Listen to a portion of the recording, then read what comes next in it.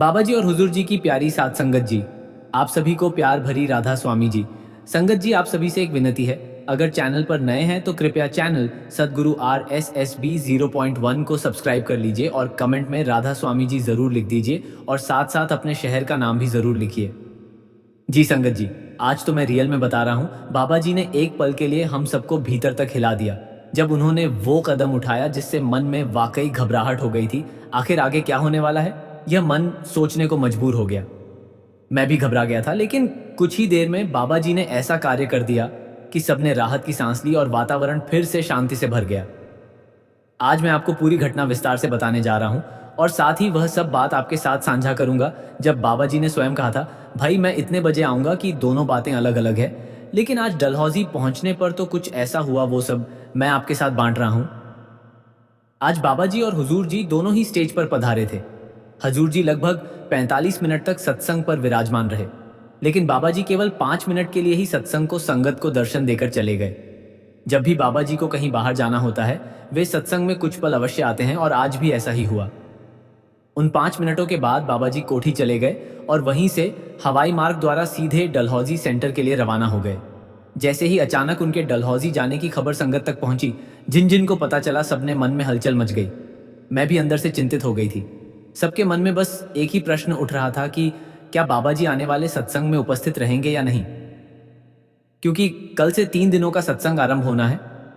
कई लोगों को लगा कि शायद इस बार भंडारे में बाबा जी शामिल नहीं होंगे, लेकिन थोड़ी ही देर बाद यह समाचार मिला कि बाबा जी वापस डेरा व्यास लौट आए हैं। सुबह लगभग 10 बजे वह गए थे और करीब 12:30 मात्र 2 घंटे के भीतर डलहौजी जाकर लौट भी आए। तब मन में यह जिज्ञासा उठी कि आखिर बाबा जी वहां क्यों गए थे। जैसे कि आप जानते ही हैं, कुछ समय पहले बाबा जी ने बड़ा हेलीकॉप्टर लिया है। कई सत्संग घरों में हेलीकॉप्टर उतारने में थोड़ी असुविधा आती है, इसीलिए संभवतः उसी व्यवस्था को देखने और जांचने के लिए यह दौरा किया गया। मैं यह जानकारी आपके साथ बिल्कुल सत्य साझा कर रहा हूं, ताकि किसी के मन में कोई भी भ्रम या घबराहट ना रहे। मसूरी वाला सेंटर भी उन्हीं स्थानों में शामिल है जहां हेलीकॉप्टर उतारने को लेकर पहले भी परीक्षण किया गया है। कुछ दिन पहले वहां ट्रायल किया गया था कि हेलीकॉप्टर सुरक्षित उतर सकता है या नहीं। उसका अंतिम निर्णय क्या हुआ, यह तो स्पष्ट नहीं हो पाया है, लेकिन संभव है कि यही संदर्भ में आज बाबा जी स्वयं सेंटर का निरीक्षण करने पहुंचे हैं।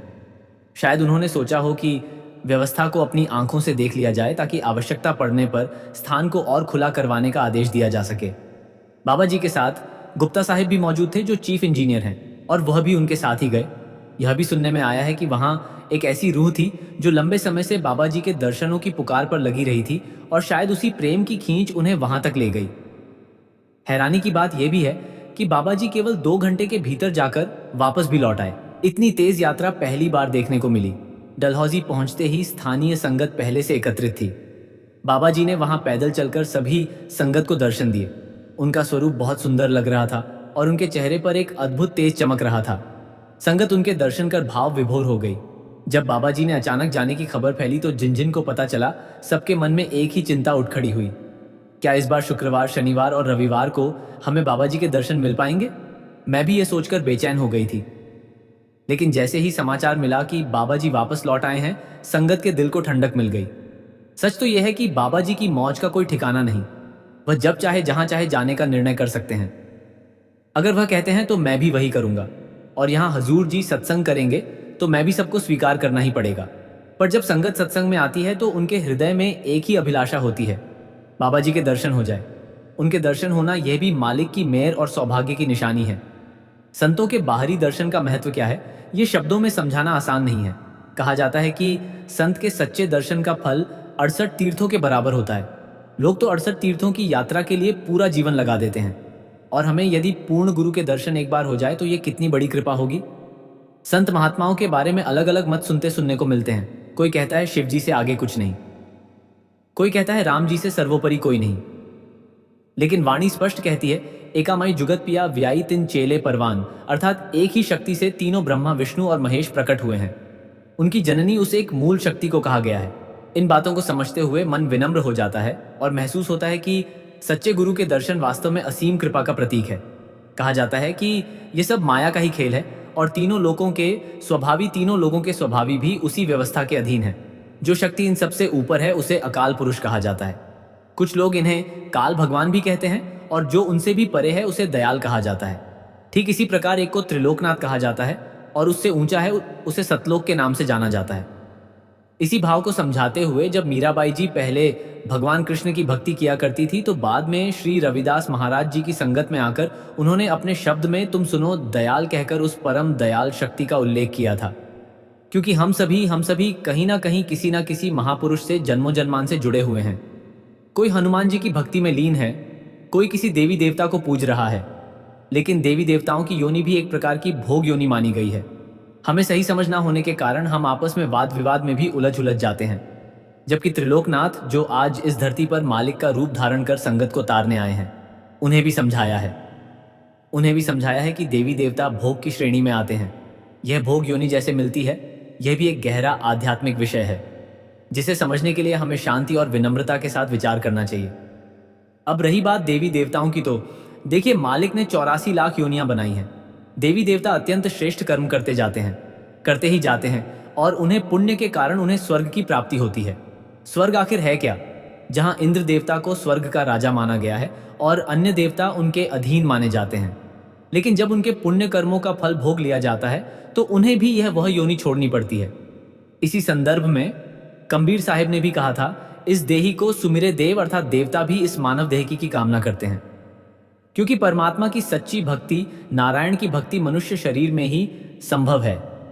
इसीलिए इस शरीर को नरदेही कहा गया है, जिसमें आकर नारायण का सुमिरन किया जा सकता है।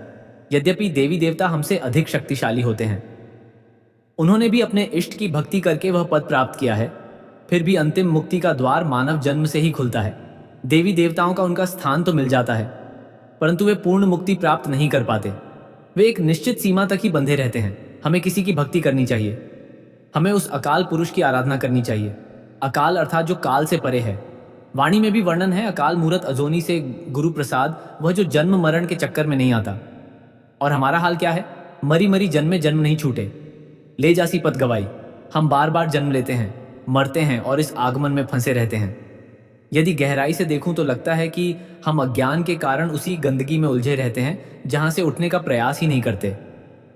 पर वह मालिक निश्चय है, अविनाशी है। सो निश्चल एक आप अविनाशी जो उसे सच्चे मन से ध्याता है, वह जन्म मरण के दायरे से ऊपर उठ जाता है। यह विषय बहुत व्यापक है। कबीर साहिब ने अपने ग्रंथों में विस्तार से उल्लेख भी किया है कि जब परमात्मा ने संसार रचा तो उसने अपनी रूहों को यहाँ भेजा और फिर उन्हें वापस लाने का विधान भी बनाया ताकि वे आगमन के चक्र से मुक्त हो जाए। इसी उद्देश्य से वह पूर्ण गुरु के रूप में अवतरित होता है। पूर्ण गुरु केवल उसी परमात्मा की महिमा करता है, उसी की ओर संकेत करता है और आत्मा को उसके असली घर पहुंचाने का मार्ग दिखाता है। पूर्ण गुरु नाम के 5 शब्दों का रहस्य प्रदान करते हैं। कुछ लोग विरोध भी करते हैं और कहते हैं कि यह 5 नाम तो अभी शुरू हुए हैं या इन्हें राधा स्वामी ने आरंभ किया है। लेकिन यदि हम वाणी को ध्यान से पढ़ें तो कबीर साहिब जी ने वाणी में भी पंच शब्द और धुनकार का स्पष्ट उल्लेख किया है। पहले के महात्मा भी यह ज्ञान देते आए हैं। वाणी में आता है पंच शब्द धुनकर धुना। जो महात्मा इन 5 शब्दों और उनकी आंतरिक धुन को भेद देता है, वही सच्चा और पूर्ण महात्मा होता है।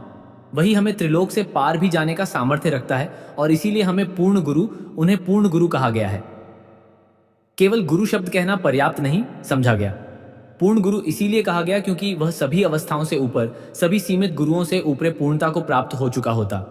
उसकी भक्ति संपूर्ण हो चुकी होती, उसका मिलाप मालिक से हो चुका होता, वह मालिक में लीन हो चुका होता। फिर भी हमारे मन में भ्रम इसीलिए पैदा होता है क्योंकि वह हमारे जैसे ही जन्म लेता है, हमारे जैसे ही खाता पीता बोलता और चलता दिखाई देता है।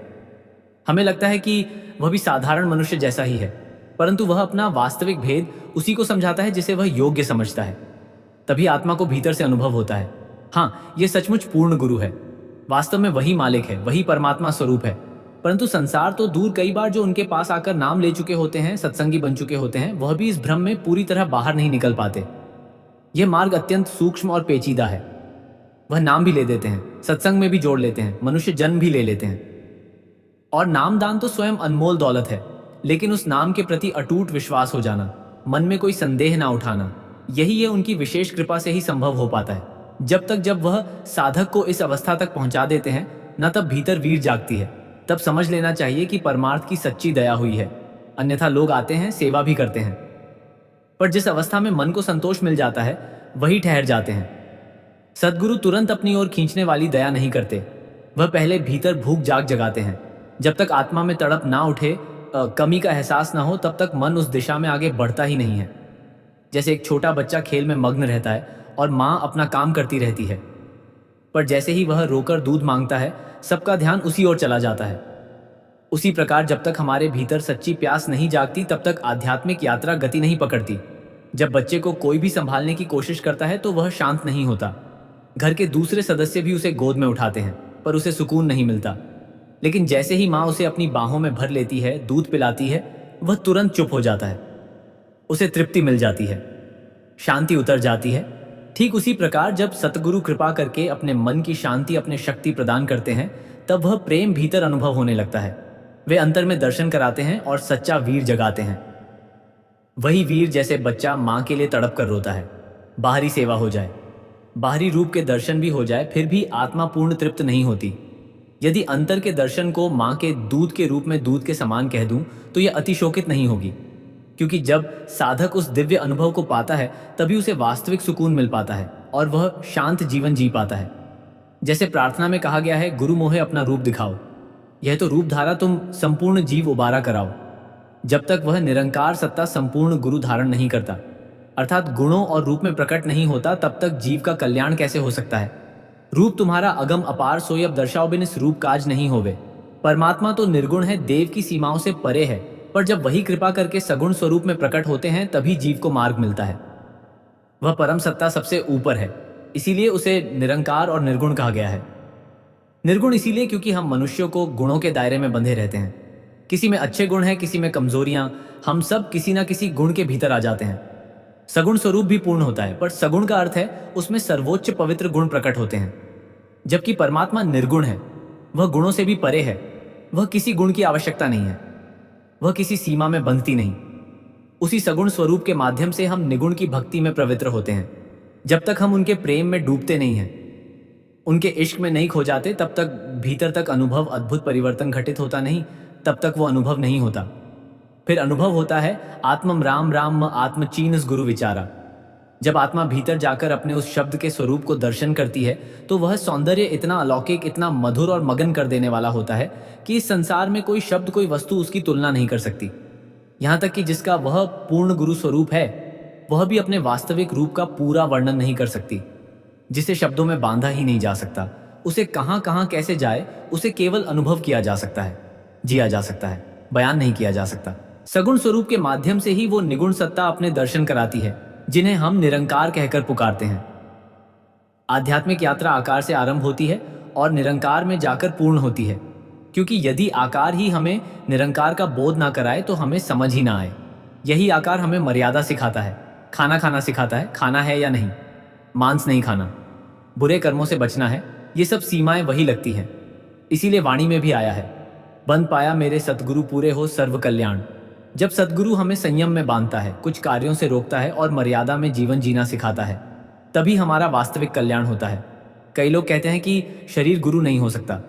यह बात एक दृष्टि से नहीं है, पर ज्ञान प्राप्त करने के माध्यम से तो शरीर ही बनता है ना। हम विद्यालय भी शरीर से ही जाते हैं। जब प्रथम पाठशाला और प्रथम पाशा और महापुरुष इस धरती पर आए, उन्होंने भी देह धारण की, तभी तो ग्रंथ और पोथियां लिख लिखी गईं। यदि वे शरीर ही ना धारण करते तो यह पवित्र वाणियां कैसे लिखी जाती। कोई भी रचना अपने आप नहीं बनती, उसके पीछे रचयिता है। इसी कारण यह बातें केवल तर्क से समझ में नहीं आती, इन्हें तो उसकी कृपा से ही जाना जा सकता है। तर्क तर्क पर तर्क रख देने से, ज्ञान पर ज्ञान जोड़ लेने से मनुष्य की बुद्धि और उलझ जाती है। और फिर वही प्रश्न उठता है, यदि ऐसा है तो फिर वैसा हो सकता है ना। जब समझ उलझने लगती है, तब पूर्ण गुरु नाम प्रदान करते हैं। जैसे ही वे नाम देते हैं, वह शक्ति हमारे भीतर आकर विराजमान हो जाती है और एक दिव्य खेल आरंभ हो जाता है। मानो वो कह रही हो, अब मैं तेरे भीतर बैठ गई हूं, यदि खोज सकती है तो खोज लो। इसीलिए कबीर साहिब ने भी कहा है, तिल में तेल है, चकमक में आग प्रियतम, तेरा प्रियतम तुझ में जाग सके तो जाग। वह तो हमारे ही भीतर है ना। यदि साहस है तो उसे जगा लो, यदि पकड़ सकते हो तो उसे थाम लो। इसीलिए हेतु वह साकार रूप से आकर मर्यादा भी लगाती है। हम कई बार सोचते हैं कि ग्रंथों को माथा टेक लेंगे, बाहर प्रणाम कर लेंगे, फिर गुरु की क्या आवश्यकता है। परंतु जब भक्ति मन के अधीन होती है, तब वह मन की सीमाओं में ही बंधी रहती है। जब भक्ति केवल मन के अधीन होकर ही होकर की जाती है ना, तब उस पर कोई मर्यादा नहीं होती। जैसे मन चाहता है वैसे ही पूजा हम कर लेते हैं, हमें रोकने वाला कोई नहीं होता। इसीलिए हम समझ बैठते हैं कि यही सच्ची भक्ति है, परंतु वह तो मन की भक्ति है ना, और मन की भक्ति हमें नीचे के ही दायरे में रखती है। हम ग्रंथ पढ़ ले, ज्ञान इकट्ठा कर ले, तो भी केवल बुद्धि का विस्तार होता है, मन और फैल जाता है, और जब मन फैलाव में आ जाता है तब सच्ची भक्ति पीछे रह जाती है। इसीलिए वाणी में स्पष्ट कहा गया है, ज्ञान ध्यान धुन जानिए, अकत कहावे सोई। पहले से ही ज्ञान प्राप्त करना है, फिर उस ज्ञान के आधार पर ध्यान की अवस्था में प्रवेश करना है। जब हम प्रतिदिन बंदगी करते हैं, शब्द और नाम की कमाई करते हैं, गुरु की आज्ञा के अनुसार साधन साधना करते हैं, तब ध्यान गहर आता है। उसके बाद धुन का अनुभव होता है, वह अनंत नाद जो विभिन्न लोकों में अलग अलग रूप से गुंजित है। हर लोक में उसकी ध्वनि है, और जब साधक पहली बार उस आंतरिक नाद को सुनता है तो उसे अनेक प्रकार की दिव्य ध्वनियां अनुभव होती है। यही मार्ग भीतर की यात्रा को आरंभ करता है। जब बाबा जी हजूर जी नाम दान प्रदान कर रहे थे तो वह समझाते हैं कि हम जिस धुन को ध्यान केंद्रित करना है, क्योंकि भीतर अनगिनत प्रकार की ध्वनियां गूंज रही हैं और बिना मार्गदर्शन के हम उसका भेद नहीं जान पाएंगे। इसीलिए कहा गया है, ज्ञान ध्यान धुन जानिए। यहाँ जानना और ज्ञान अलग अलग बात है। ज्ञान का अर्थ है किसी विषय की जानकारी प्राप्त करना, पर जानना का अर्थ है पहचान हो जाना, प्रत्यक्ष अनुभव हो जाना। जब पहचान हो जाती है तब हम कहते हैं कि मैं इसे जानती हूं। इसी प्रकार जब साधक उस धुन को सच में पहचान लेता है तब आगे कहा जाता है, अकत कहावे सोई, अर्थात वह अनुभव ऐसा है कि जिसे शब्दों में कहा ही नहीं जा सकता, उसे तोला ही नहीं जा सकता, केवल जिया जा सकता है। इसीलिए निराकार तक पहुंचने के लिए सरकार रूप अवश्य होती है। यही वही साकार हमें मार्ग ना दिखाए तो हम अज्ञानवश उसकी निंदा भी करते, उल्टा सीधा भी कह देते हैं। उसे कोई अंतर नहीं पड़ता, उसकी अवस्था अलग होती है। एक गुरुजन की स्थिति ऐसी होती है कि आप उसकी निंदा करें, अपमान करें, संसार के सामने कुछ भी कहे, फिर भी वह भीतर से अडोल रहती है। यही आध्यात्मिक ऊंचाई है। संगत जी, अब आपसे एक बनती है, वीडियो को शुरू से एंड तक देखना। अब हम आपके लिए आज के सवाल जवाब साझा कर रहे हैं। सबसे पहले एक भाई ने पूछा, बाबा जी यहाँ सिंगापुर की लाइफ बहुत तेज है, यहाँ की जिंदगी में बहुत स्ट्रेस और टेंशन है, मन को शांति ही नहीं मिलती, इससे निकलने का उपाय क्या है? बाबा जी मुस्कुराए और बहुत कोमल स्वर में बोले, बेटा चिंता तो सिर्फ उस बात की करनी चाहिए जो मालिक की रजा के खिलाफ हो। जो कुछ भी हो रहा है वह सब उसी की मर्जी से हो रहा है। लेकिन हम इंसान तो छोटी छोटी बातों को लेकर इतना सोचते हैं कि खुद ही परेशान हो जाते हैं। जो होना है वह होकर रहेगा, लेकिन मन उसे पहले ही सोच सोच कर दुखी बना लेता है। यही तनाव की असली जड़ है। आगे बाबा जी बोले, जब इंसान किसी चीज़ की बहुत तीव्र इच्छा रखता है, चाहे वह पद हो, पैसा या कोई रिश्ता, तो उसका सारा ध्यान उसी में लग जाता है। फिर मन बार बार उसी विषय में उलझता है और वहीं से चिंता और डिप्रेशन का बीज अंकुरित होता है। इसीलिए बेटा, चाहत को संयम में रखो, संतोष अपनाओ, जो मिला है उसमें खुश रहो। मालिक की रजा में रहना ही सबसे बड़ा उपाय है। जिस दिन हमने स्वीकार करना सीख लिया, उसी दिन से जीवन में तनाव खत्म हो जाएगा। इसके बाद एक भाई ने प्रश्न किया, बाबा जी कुछ लोग दूसरों की तरक्की देखकर जलने लगते हैं, सामने तो बड़ी मीठी बातें करते हैं, पर भीतर से ईर्ष्या और जहर भरा होता है। ऐसे लोगों से कैसे निपटा जाए? मेरे कुछ रिश्तेदार हैं जो तब से मुझसे जलते हैं जब से मैं यहाँ सिंगापुर आया हूँ। बाबा जी ने समझाया, बेटा दुनिया को बदलना हमारे हाथ में नहीं है। दुनिया क्या सोचती है हम उसको नहीं बदल सकते। हमें अपने आचरण को देखना है ना कि दूसरों की चाल को। इस संसार में संत महापुरुष जैसे पवित्र आत्माओं को भी आलोचना और निंदा से नहीं बख्शा गया, तो हम जैसे साधारण लोग कैसे बच सकते हैं? इसीलिए बुद्धिमानी इसी में है कि हम अपने कर्मों पर ध्यान दें और बाकी सब कुछ मालिक के हवाले कर दें। बाबा जी ने आगे कहा, हर व्यक्ति अपने कर्मों का फल खुद भुगतता है। जो जैसे कर्म करता है उसे वैसा ही हिसाब देना पड़ता है। इसलिए दूसरों की निंदा या जलन में उलझने की बजाय अपने जीवन को पवित्र बनाओ। अगर मन साफ है, नियत सच्ची है, तो फिर कोई भी जहर तुम्हें नहीं छू सकता।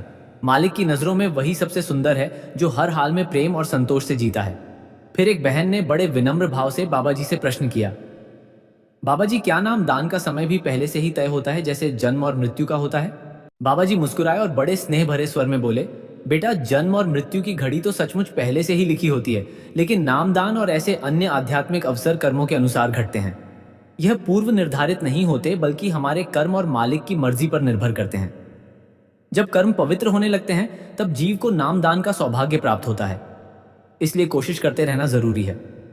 मन से प्रार्थना करो, सेवा और सिमरन करते रहो।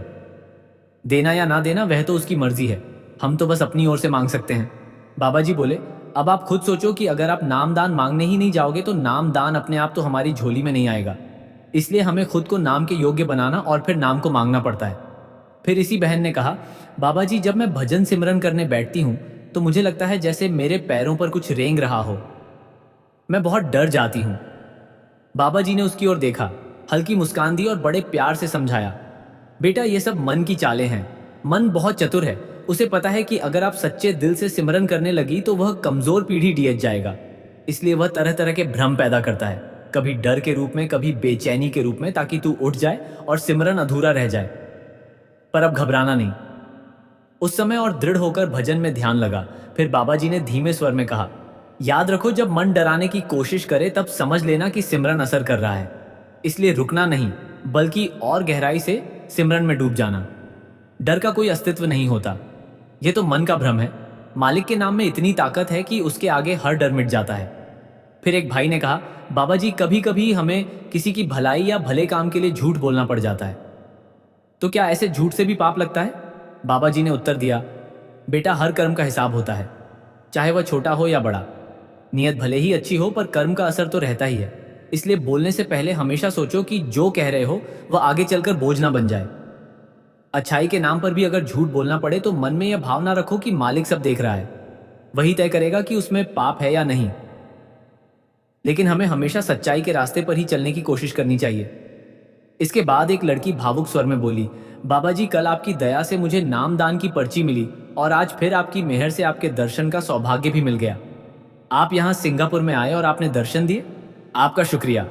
बाबा जी ने मुस्कुराकर बहुत विनम्रता से कहा, बेटा ये मेरी नहीं उस मालिक की मेहर है। वही सबका रचयिता है, वही सब संभाल रहा है। यहाँ कुछ भी मेरी मर्जी से नहीं होता, सब उसी की योजना के अनुसार चलता है। जो भी मिल रहा है वह उसी का दिया हुआ है, इसलिए हमेशा शुक्राना करते रहो। फिर एक भाई ने पूछा, बाबा जी आप अक्सर कहते हैं कि खुद को पहचानो, इसका असली मतलब क्या है? बाबा जी ने मुस्कुराते हुए बहुत सहजता से उत्तर दिया, बेटा खुद को पहचानना मतलब है अपने भीतर झांकना, उस चेतना को देखना जो इस शरीर के पीछे छिपी है। अपनी असली पहचान बाहर नहीं, भीतर है। जब मनुष्य ध्यान के जरिए भीतर उतरता है और मालिक के नूर के दर्शन करता है तब उसे समझ आता है कि मैं कौन हूं। आज जो हम खुद को नाम, रूप या रिश्तों से पहचानते हैं वह सब अस्थाई है। असली पहचान तो आत्मा की है जो उस मालिक का अंश है। भाई ने फिर थोड़ा झिझकते हुए पूछा, बाबा जी अगर कोई अंदर जाकर भी दर्शन न कर पाए? तो बाबा जी ने बड़ी नरमी से कहा, बेटा चिंता मत कर, दर्शन कराना तेरी जिम्मेदारी नहीं है। तेरी जिम्मेदारी सिर्फ मेहनत करना है, नियमित रूप से सिमरन करना, सेवा करना और मन को स्थिर रखना। जब मालिक की मेहर होती है तब भीतर के पर्दे अपने आप उठ जाते हैं। ये कोई जबरदस्ती से मिलने वाली चीज नहीं, बल्कि कृपा से मिलने वाला अनुभव है। इसलिए बस लगन बनाए रखो, बाकी सब उसके हुक्म पर छोड़ दो। फिर एक भाई ने कहा, बाबा जी मैंने इंडिया में आपसे नामदान लिया था। उस समय मेरा जीवन बहुत मुश्किल में था, हर ओर अंधेरा था, लेकिन आपकी कृपा से सब संवर गया। कुछ साल पहले मैं यहाँ सिंगापुर में आ गया था और आपकी ऐसी कृपा हुई कि मेरे सब दुख दूर हो गए। आपका बहुत बहुत शुक्र है। बाबा जी बोले, बेटा मैं कौन होता हूँ किसी के दुख दूर करने वाला? ये सब तेरी मेहनत के कारण है। नामदान के बाद जो जीव भजन सिमरन करता है फिर उसके दुख मालिक हर लेता है। फिर इस भाई ने कहा कि बाबा जी कुछ समय पहले मेरे पिताजी की डेथ हो गई थी और जब उनकी याद आती है तो मुझसे भजन सिमरन नहीं हो पाता। बाबा जी ने समझाया कि बेटा जिनसे हमारा गहरा लगाव होता है जब वह छोड़कर चले जाते हैं तो उनकी याद आना स्वाभाविक है, लेकिन हमें मालिक का शुक्र करना चाहिए कि मालिक ने उन्हें अपने घर बुला लिया। फिर एक बहन ने पूछा, बाबा जी क्या हमारे कर्मों का हिसाब पहले से ही तय होता है? बाबा जी ने गहरी गंभीरता से मुस्कुराते हुए कहा, बेटा हाँ, हर कर्म का हिसाब देना ही पड़ता है। इस नियम से कोई नहीं बच सकता, ना राजा ना रंक, यहाँ तक कि देवी देवता भी नहीं बच सकते। जब देवी देवता तक इससे मुक्त नहीं रहे तो हम जैसे साधारण जीव कैसे बच सकते हैं? इसलिए कर्म करने से पहले हमेशा सोचो कि उसका फल क्या होगा। ऐसा कुछ मत करो जो आगे चलकर बोझ बन जाए या पछतावे का कारण बने। इतिहास में अनेक उदाहरण हैं जहां देवताओं को भी अपने कर्मों का परिणाम भुगतना पड़ा। इसलिए बेटा हर कार्य से पहले विवेक से सोचो कि यह कर्म मालिक की रजा में है या नहीं। अगर कर्म सच्चे भाव से किया गया है तो वह बंधन नहीं बनता, पर यदि उसमें स्वार्थ या अभिमान है तो उसका हिसाब जरूर देना पड़ता है। फिर एक भाई ने कहा, बाबा जी मैं जब भारत में था तो वहां अक्सर पीरों की दरगाहों पर जाकर सेवा करता हूं और यहाँ भी मैं एक दरगाह में जाता हूं, लेकिन अब मन में बहुत इच्छा है कि मैं आपसे नाम दान लूं। बाबा जी ने बहुत प्रेम से उसकी ओर देखा और कहा, बेटा सबसे ऊंची सेवा तो भजन सिमरन की होती है। कहीं से भी जोड़ो, अगर दिल में मालिक के प्रति सच्चा प्रेम है तो हर जगह वही मालिक है। कोई स्थान छोटा या बड़ा नहीं होता जहां उसका नाम लिया जाता है, वह स्थान पवित्र हो जाता है। बाबा जी ने यह भी समझाया कि जहां आपको खुशी मिलती है वहीं से जुड़ना चाहिए, क्योंकि आगे चलकर कदर आपको ही करनी पड़ेगी। फिर एक भाई ने पूछा कि बाबा जी, मैं आपकी संगत को कैसे प्रसन्न कर सकता हूं? बाबा जी हल्के से मुस्कुराए और बेहद सरलता से बोले, बेटा यहाँ किसी को खुश करने की जरूरत नहीं है, हमें तो बस मालिक को राजी करना है, क्योंकि असली रिश्ता उसी के साथ है। यह संसार तो क्षणिक है, आज किसी को खुश करोगे कल वही नाराज हो जाएगा। दुनिया को प्रसन्न करने की कोशिश कभी पूरी नहीं होती और इससे हमें कोई सच्चा लाभ भी नहीं मिलता। जो मालिक को राजी करता है वही सच में सबको खुश कर देता है। फिर एक बहन रोते हुए बोली, बाबा जी मैं आपके लायक नहीं हूं, मुझे लगता है कि मैं बहुत छोटी हूं, फिर भी आपने मुझे अपने चरणों में शरण दी। इतना कहते कहते यह बहन रोने लगी। बाबा जी ने बहुत कोमल स्वर में कहा, बेटा ऐसा कभी मत सोचो, मालिक की नजरों में कोई छोटा या बड़ा नहीं होता, हम सब उसके सेवादार हैं और जो सेवा करता है वही सबसे ऊंचा है। अगर तू लायक ना होती तो मालिक तुझे इंसान का जामा ही क्यों देता? मालिक तुझे कोई जानवर भी तो बना सकता था, लेकिन मालिक ने तुझे इंसानी जामा भी दिया और सत्संग में बैठने और सेवा करने का मौका भी दिया। हर पल मालिक का शुक्र करना चाहिए। इसके बाद एक भाई ने पूछा, बाबा जी मेरे मन में अक्सर बहुत बुरे और उल्टे विचार आते हैं, मैं चाहकर भी रोक नहीं पाता। बाबा जी ने गंभीर पर प्रेम भरे स्वर में उत्तर दिया, बेटा जैसा सोचोगे वैसा ही जीवन बनता जाएगा। अगर मन बुरे विचारों में उलझा रहेगा तो वही विचार तेरी दुनिया को अंधकार में बना देंगे, लेकिन अगर तू सकारात्मक सोचना शुरू कर दे, हर हाल में मुस्कुराए, तो देख धीरे धीरे तेरे भीतर की दुनिया बदलने लगेगी। यह नकारात्मक सोच कोई बाहर की चीज नहीं, यह हम खुद पैदा करते हैं। इसलिए हर रोज अपने भीतर अच्छे विचारों के बीज बो, वही तेरा जीवन संवार देंगे। फिर एक बहन ने पूछा, बाबा जी हमें क्या करना चाहिए ताकि बेवजह की चिंता ना सताए? छोटी छोटी बातों पर भी दिल घबरा जाता है, जीवन को शांत कैसे बनाया जाए? बाबा जी ने बहुत शांति और गहराई से समझाया, बेटा मालिक ने इंसान को जो सबसे बड़ी नेमत दी है वह है विवेक, यानी सोचने की शक्ति। यही हमें जानवरों से अलग करती है। इंसान सही गलत पहचान सकता है, लेकिन अफसोस आज यही ताकत हमारी कमजोरी बन गई है। हमने इस सोच को चिंता में बदल दिया है। बाबा जी ने आगे कहा, समझ लो बेटा, चिंता करने से कोई स्थिति नहीं बदलती, उल्टा हम अपने मन और शरीर को थका देते हैं। जीवन में जो कुछ भी घट रहा है वह मालिक की योजना के अनुसार ही हो रहा है, इसलिए चिंता छोड़कर मालिक की रजा में रहो, उस पर भरोसा रखो। जब भरोसा मजबूत होगा तो मन अपने आप शांत हो जाएगा और वहीं से असली सुख की शुरुआत होती है। फिर एक भाई ने पूछा, बाबा जी पूर्ण गुरु की पहचान कैसे की जाए? बाबा जी ने बड़ी सादगी और गहराई से समझाया, बेटा सबसे पहले यह जानो कि गुरु शब्द का अर्थ क्या है। स्कूल में हम अपने शिक्षक को गुरु कहते हैं क्योंकि वह हमें बाहरी ज्ञान देता है, लेकिन आध्यात्मिक गुरु का अर्थ इससे कहीं गहरा है। असली गुरु शरीर नहीं होता, वह तो शब्द होता है, वह दिव्य ध्वनि जो भीतर से आत्मा को पुकारती है। हम इस समय शरीर के दायरे में हैं, इसलिए शुरुआत में हमें किसी देहधारी गुरु की जरूरत पड़ती है जो हमें मार्ग दिखाए, क्योंकि शरीर ही शरीर को समझा सकता है। जब हम किसी संत महात्मा के पास जाते हैं जो हमसे अधिक जानकारी होते हैं तो हम उन्हें गुरु मान लेते हैं, परंतु सच यह है कि शरीर गुरु नहीं, बल्कि शरीर के माध्यम से जो शब्द बोलता है वही असली गुरु है। गुरु शब्द है और आत्मा उसकी चेला शब्द गुरु सूरत धुन चेला। फिर एक बुजुर्ग सेवादार ने हाथ जोड़कर पूछा, बाबा जी जब मैं सिमरन करने बैठता हूं तो तीसरे तिल के पास बहुत भारीपन और थकान महसूस होती है, इसका कारण क्या है? बाबा जी मुस्कुराए और प्रेम पूर्वक बोले, बेटा ऐसा तब होता है जब हम उस बिंदु पर जरूरत से ज्यादा जोर डालते हैं। ध्यान में कभी दबाव नहीं देना चाहिए।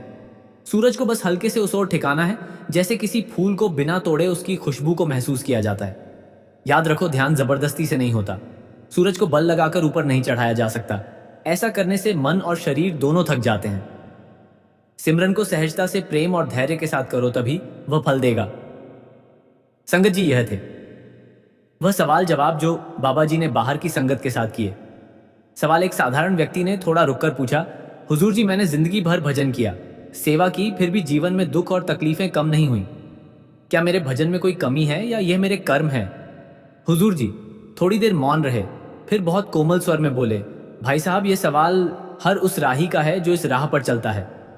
भजन करना दुखों को खत्म करने की प्रक्रिया नहीं है, बल्कि उन्हें सहने की ताकत देने का जरिया है। जीवन में जो कुछ भी आता है, बीमारी, दुख, तकलीफ, धोखा, ये सब हमारे पुराने कर्मों के परिणाम हैं जिनसे कोई नहीं बच सकता, चाहे वह कितना भी भजन कर ले। लेकिन जब कोई प्रेम से विश्वास से भजन करता है तो उसे उन तकलीफों में भी एक सहारा मिलता है।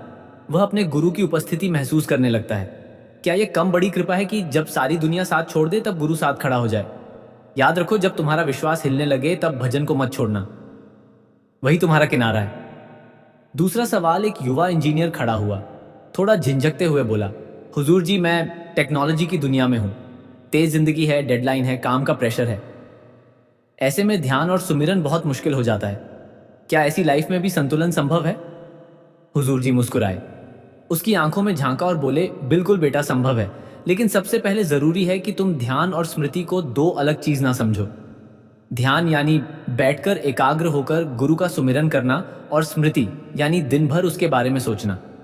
ऑफिस में काम करते हुए भी अगर तुम कभी भी एक क्षण को उसका नाम याद कर लो तो वह भी सुमिरन है। टेक्नोलॉजी की दुनिया बहुत तेज है, लेकिन तेजी के बीच भी अगर तुम अपनी सांसों को महसूस कर सको, गुरु का नाम मन में दोहरा सको, तो वह तुम्हारा केंद्र बन जाएगा। और सुबह थोड़ा जल्दी उठकर अगर तुम 20 से 30 मिनट भी भजन के लिए दे सको तो समझो तुमने सारी दिनचर्या को धन्य कर दिया। संतुलन भीतर से आता है, बाहर से नहीं। और जब तुम्हारा मन गुरु की तरफ झुक जाए तो दुनिया की कोई तेजी तुम्हें नहीं ढका सकती। तीसरा सवाल एक महिला जिनकी गोद में एक छोटा बच्चा था धीरे धीरे खड़ी हुई और पूछा, हुजूर जी एक माँ के रूप में मेरी जिम्मेदारियां बहुत हैं। बच्चे को संभालना, घर, काम, सब कुछ में इतना उलझ जाती हूं कि भजन के लिए समय ही नहीं निकाल पाती। क्या मातृत्व में भक्ति पीछे छूट जाती है? हुजूर जी ने बड़े प्रेम से उसकी ओर देखा और बोले, नहीं बहन जी, बिल्कुल नहीं। असली भक्ति तो माँ के रूप में ही खिलती है। जब आप अपने बच्चे को प्रेम से निहारती हो, उसे सुलाती हो, पालती हो, उसी पल आप सेवा कर रही हो। अगर उस प्रेम में तुम गुरु को देखो तो हर लोरी भजन बन जाती है, हर चुंबन में सुमिरन हो जाता है। समय भजन का दुश्मन नहीं है, मन की उदासी है। अपने दिन का बस 5 मिनट निकालो और बाकी पूरे दिन को गुरु के हवाले कर दो। बच्चा अगर रोता है तो उसे सुलाते हुए मन ही मन राधा स्वामी दोहराते जाओ। तुम देखोगी कि एक दिन वही बच्चा भी बिना कहे राधा स्वामी कहना शुरू कर देगा। मातृत्व सेवा है और सेवा ही भक्ति की सबसे सुंदर अभिव्यक्ति है। चौथा सवाल एक बूढ़े पिता की तरह दिखने वाले सज्जन ने नम्रता से पूछा, हुजूर जी मेरा बेटा अब इस राह से दूर चला गया है। मैं और मेरी पत्नी रोज सुमिरन करते हैं, पर अब डर लगता है कि वह कभी वापस नहीं आएगा। क्या गुरु उसकी भी सुनते हैं जो खुद नहीं पुकारता? हुजूर जी की आंखें थोड़ी नम हो गईं। वे बोले, पिता का दिल सिर्फ आप नहीं रखते, गुरु भी वही दिल रखते हैं। वह जो खुद नहीं पुकारते उनके लिए भी उनके अपने यानी आप लोग जब रोते हैं तब गुरु तक वह पुकार पहुंचती है। ये मत सोचिए कि आपके बेटे की दूरी स्थायी है। सदगुरु के पास देर हो सकती है लेकिन अंधेर नहीं। आप अपना भजन मत छोड़िए, क्योंकि कई बार हमारी अर्जी दूसरों की वापसी का माध्यम बनती है। आपने जो प्रेम से माँ बाप का फर्ज निभाया है, गुरु उसी फर्ज को एक दिन उसकी रूह में भी जगा देंगे, और जब वह दिन आएगा तो ये आप नहीं, वह खुद आपको भजन के लिए कहेगा। पांचवा सवाल एक किशोरी खड़ी हुई, आंखों में आंसू थे। हुजूर जी जब कोई अपना हमें छोड़कर चला जाता है तो उसे कैसे स्वीकार करें, कैसे फिर से भजन में मन लगाएं? हुजूर जी का स्वर बहुत कोमल हो गया। उन्होंने धीमे धीमे उत्तर दिया, जब कोई अपना चला जाता है तो हमारे भीतर जो रिक्तता बनती है वह बहुत गहरी होती है, लेकिन उसी खाली जगह को भरने के लिए तो गुरु होता है। याद रखो, जिस आत्मा ने तुम्हें छोड़ा है वह कहीं गई नहीं, वह बस शरीर से मुक्त हुई है। अगर तुम उसे गुरु के हवाले कर दो तो समझो वह तुम्हारे हर भजन में साथ बैठी है। हर आंसू जो तुम गिराते हो वह उसे वहां तक पहुंचता है जहां वह आत्मा है। और जब तुम भजन में बैठते हो तो तुम दोनों एक ही लहर में होते हो, बस फर्क इतना है कि तुम्हें उसका आभास नहीं होता।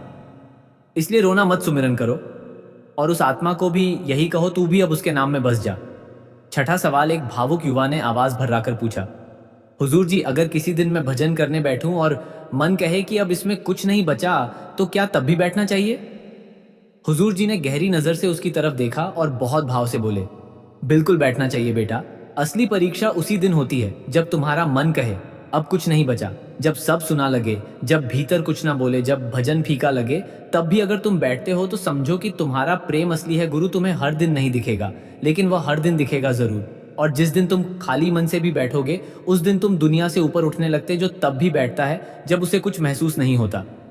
उसे ही सदगुरु सबसे गहराई में छूता है। सातवां सवाल एक वरिष्ठ सेवादार ने सहजता से पूछा, हुजूर जी सेवा करते करते कभी कभी मन में थकावट या उलझन आ जाती है, क्या यह बताता है कि हमारी सेवा में कमी है?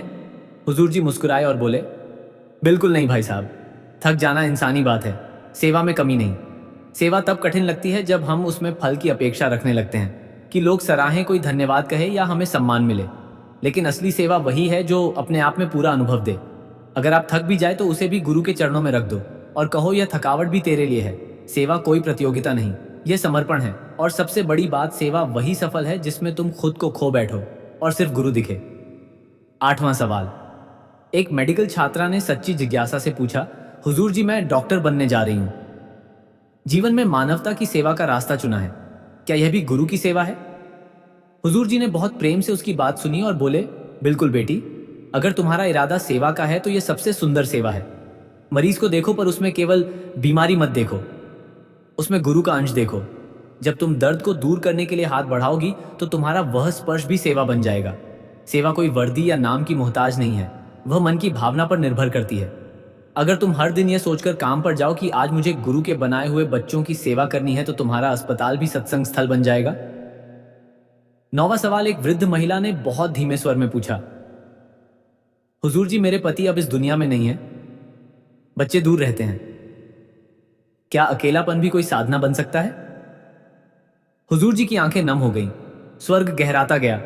हाँ माता जी, अकेलापन अक्सर सबसे गहरी साधना बनता है। जब कोई पास नहीं होता तब आत्मा को तो अपने असली स्वरूप की झलक मिलती है। वह बातें जो भीड़ में नहीं सुनाई देती वह अकेले में स्पष्ट होती हैं, जैसे कोई रूह फुसफुसाकर कह रही हो, अब लौट आओ। आप उस खालीपन को गुरु की गोद मानिए और उसमें बैठकर रोज सुमिरन कीजिए। अकेलापन दुख नहीं बल्कि आमंत्रण है जो आत्मा को भीतर खींचता है। जो इस अकेलेपन को समझ गया उसने पूरी दुनिया को समझ लिया। आइए अब सुनते हैं बाबा जी की वह सीख जो हमें कर्ज मुक्त जीवन बिताने के लिए प्रेरित करेगी। कैसे पूरा जीवन कर्ज मुक्त होकर जी सकते हैं। बाबा जी ने आसान सा तरीका बताया है। संगत जी, इस संसार में शायद ही कोई ऐसा इंसान होगा जिसने अपने जीवन में कभी किसी से उधार या कर्ज ना लिया हो।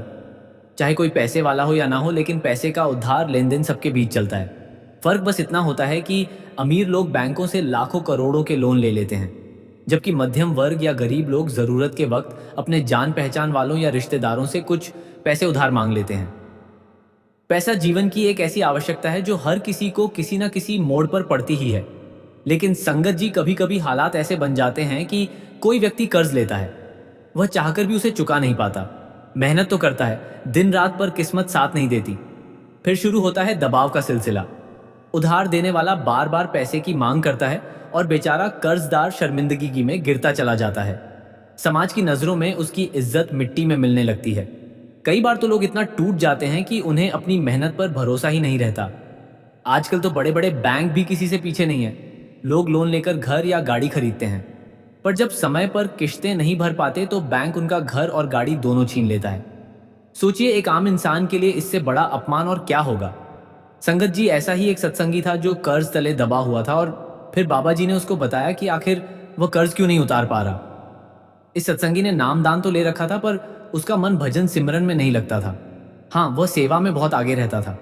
हर समय डेरा जाकर तन से सेवा करता था। उसके गुरुजी बार बार उसे समझाते थे, बेटा सेवा के साथ साथ सिमरन भी किया कर। लेकिन उस भाई का मन संसार में इतना उलझा हुआ था कि ध्यान की ओर उसका झुकाव ही नहीं बन पाता था। यह भाई एक छोटी सी फैक्ट्री में नौकरी करता था।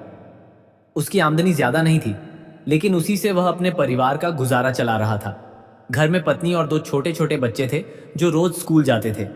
जिंदगी सादगी से चल रही थी, पर भीतर एक बोझ हमेशा सिर पर था। पुराने दिनों में लिया गया एक कर्ज। वह रकम पहले तो मामूली थी। अगर आज की इस साखी और सवाल जवाब ने आपके दिल को छुआ है तो इस वीडियो को लाइक जरूर करें। आपका एक लाइक हमें ऐसी ही अनमोल साखियां आप तक पहुंचाने की प्रेरणा देता है। ऐसी ही रूहानी और जीवन बदल देने वाली साखियों के लिए आपके अपने चैनल को अभी सब्सक्राइब करें और बेल आइकन दबाना ना भूलें, ताकि रूहानियत का कोई भी कतरा आपसे छूट ना जाए। संगत जी, हमें बहुत खुशी होती है यह जानकर कि बाबा जी की संगत दुनिया के कोने कोने में फैली है। आप ये वीडियो दुनिया के किस शहर या किस गांव से देख रहे हैं, नीचे कमेंट बॉक्स में जरूर लिखें और अपनी हाजिरी राधा स्वामी जी लिखकर लगाएं। प्रेम से बोलिए राधा स्वामी जी।